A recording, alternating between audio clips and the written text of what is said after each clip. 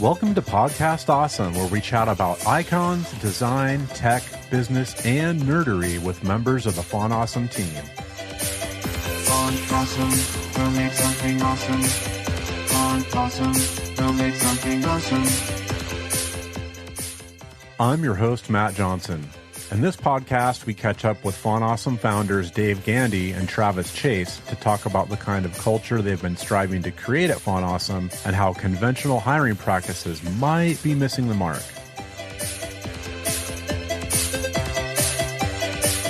Font Awesome, we'll make something awesome. Font Awesome, we'll make something awesome. When did you guys get a sense where you started to realize that maybe the hunch that you had could maybe work? Because it sounds like you've got three friends. You know, when you go back to other conversations we've had, Travis, Dave, and Rob are thinking about, hey, we're talented people. We know that the work environments we're in now are not ideal, and have a kind of a vision for what work could look like together, and sort of charting your own path there. When did that start to feel like an actual reality instead of, wow, wouldn't it be cool if we could do such and such?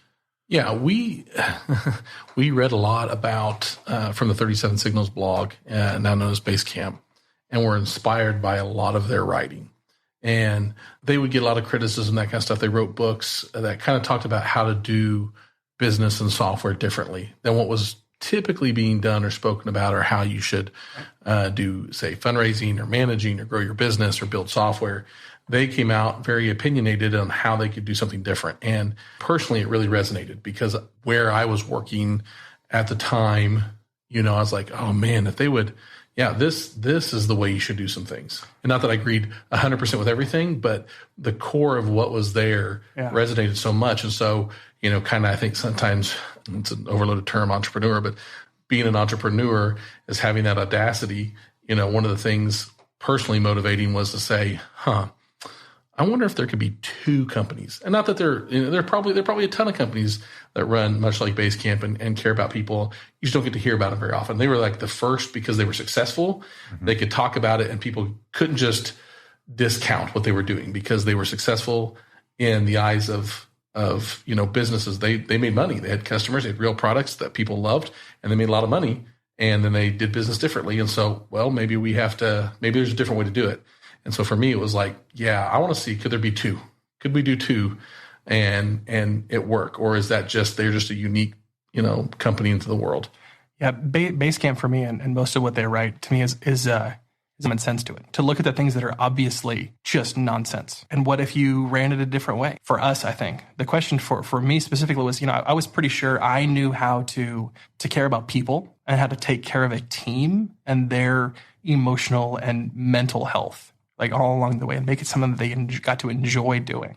And so for us, in a lot of ways, I think, and, you know, Travis, like, we both have built software. We've run the gauntlet of delivering on a reliable basis software and design. We had the Font Awesome project itself as some proof that we might, in fact, actually have a good idea of how to do user-centric product design. And so really the big question left over, I think, for us was, can we make enough money to keep going? And so, you know, really until that Font Awesome 5 Kickstarter hit, I don't think we had a solid yes yet. And so that, you know, we've been profitable every year since the Font Awesome 5 Kickstarter. And so that's been nice to have something of an answer to that question too. Can we run a business well enough? Can we figure out how to make money off the stuff we made? All kinds of business nonsense. We really tried to like talk the way humans talk. There are some words that no matter how you do it, there's no other word to replace it. And so you have to reuse a really stupid word. Entrepreneur is one of those. The way it sounds just sounds absurd, right? And I like that BaseCamp has the word, they like to use the word starter. I think that's interesting. You know, being precise in how you talk, you have to use jargon, and that's kind of what jargon really actually is. But we try to like be as human as possible in what we do. And this comes down to every place. How do we talk to people right now? How do we talk to people when we're writing copy for our website? When we're writing the words that people are going to read, what do they sound like? Does it sound like a human wrote it, or does it sound like a marketer wrote it? Mm-hmm. And how does that happen? How do we lose some of our humanity along the way? Being able to step back and feel that line of where is the humanity? Where are the people at? I think is something that we've always really, really tried strongly to focus in on. The word for adding humanity to things is providing other people with dignity. The process of removing that is removing dignity. And I think that's such a fascinating idea that can we help bring dignity in some small way through software to what people make? And I think people hear all kind of some of the full stories to a lot of different stuff. I hope that it does shake out in the end that way. And I also think, time is a factor in this. Time and luck, we don't discount luck in the whole equation, and we get things wrong. We have to learn and being able to say, hey, I've changed my mind. I'm going to do something different and do that. But I think, so far in our journey, pretty rewarding when they say, I can't work anywhere else. It seems like those applied principles of not only the actual work day, but also how you treat people and how you try to actually live out what you said you were going to do when we built this thing is so far proven to be a place that people really enjoy working. And it really doesn't feel like a job that way. Yeah. Dave, you got pretty strong opinions about hiring. We've talked about it a little bit before. And this is a piece of that. You guys get to a place where you have a really successful Kickstarter and now you're starting to see like, hey, I think we might be able to make this work. You've got a couple people on board and sort of seeing this vision come together and you start hiring more folks. How do you think about hiring and the type of people that you hire? I know that there's like a big disdain for terms like the rock star so-and-so or the A player. Ninjas. Yeah, or the so-and-so ninja. When you hear those terms, it's sort of, it feels a little sickening. Yeah, absolutely, right? Like that when companies tend to think of like rock stars and A players, rock stars, because of the way they get treated by others, they feel enabled.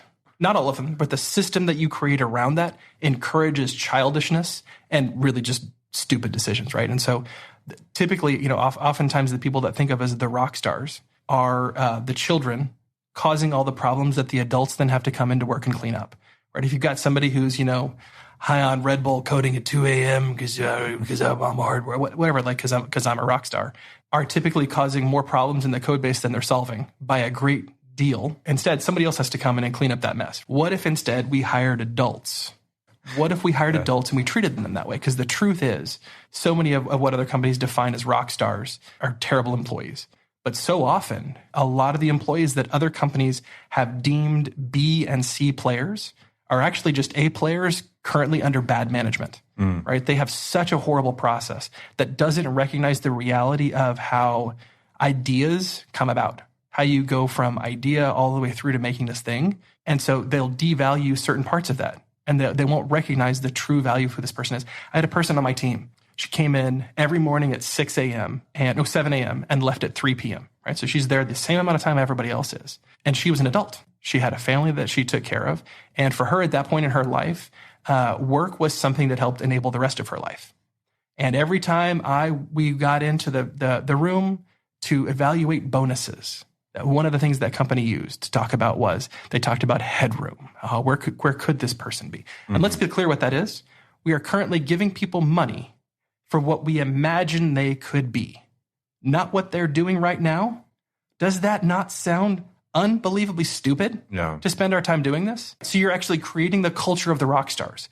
The people that we identify here, these are the people that can do these stupid things, not come in reliably on time every day and do their work wonderfully and to like full completion, right? So, and she also had this way of every single, just the worst, most like busy work droning tasks that all of the high flyers, all of the high flyers didn't want to do or weren't interested in doing.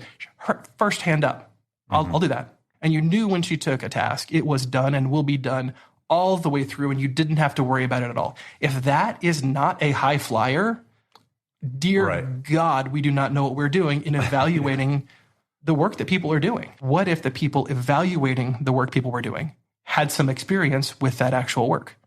What if people managing software were also ones who wrote software? What if my proxy as a manager for is this person doing their job was not how many hours is their ass in their seat? That's another thing that encourages the rock star mentality. The person, oh, he's really, they're so dedicated, right? They're here so late at night. That's because they didn't do anything the rest of the day. That's because they came in, they didn't do anything. They played all day on the foosball table, and they drank Red Bull all day. And now they got a deadline coming up, so they're rushing as fast as they can at 2 a.m. to get it done. That's what's actually going on. And somehow that gets interpreted as the person that we really need to keep around here because they're really working hard. We need people in place who can actually evaluate the work product, who can look at it and know how it is. I once described our company as engineers who liked people, right? They're engineers, right? They're engineers who love machines and are fascinated by them and how they work, and they don't really care about a whole lot else, right? I did undergrad at MIT. That's most of the people there.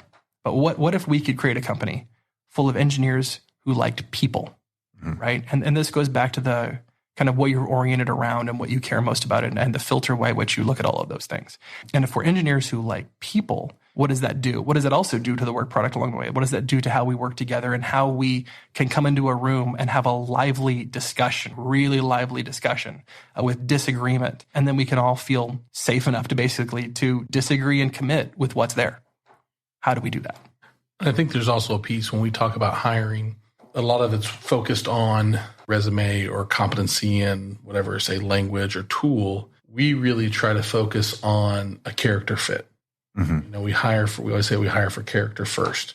We're really trying to look at that person and see if they can work with the team, you know, have similar values and maybe they don't have the exact fit and competency that we're looking for. We think that can be learned. You know, most of anything in software design, you know, it can be learned with time. It's just being able to, as a company, say, you know what, we're fine giving you that time. That costs money that maybe other companies aren't willing to spend because they want to just get in, keep going, got to build more. And we're like, well, we can take the time to do it right because the person fit is there. Well, and this is very much like this is what Southwest Airlines does. Southwest Airlines doesn't hire for your experience as a flight attendant.